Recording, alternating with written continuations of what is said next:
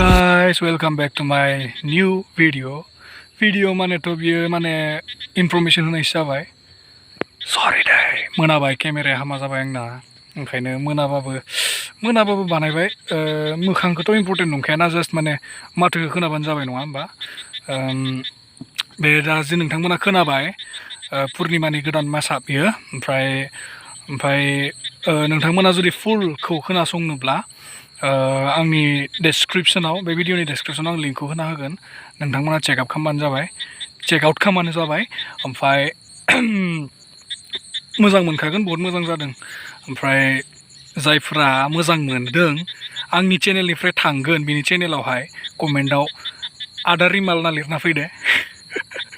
आदा रिमाल नानै लिरना फैबानो जाबाय.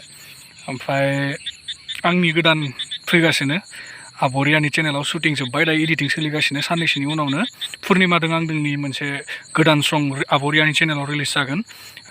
एक्टिंआव दं जोंहा एक्टर रल खालामदों, माने हिर' ओमफ्राय माबा हेलेना, बिसोर सानै खालामदों.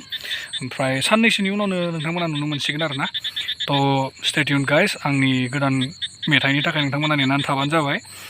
एसेनोसै, चेक खालामना नायदो descriptionआव, होमबानो नोंथांमोना. ओमफ्राय चेक खालामनाल' थानाङा, शेयार खालामनानै हो. गोदान गथ' बिथाङाबो टेलेन्ट गोनां गथ', दावगालांनो हाथों नङा होमबा? स' थेंक इउ गाइस.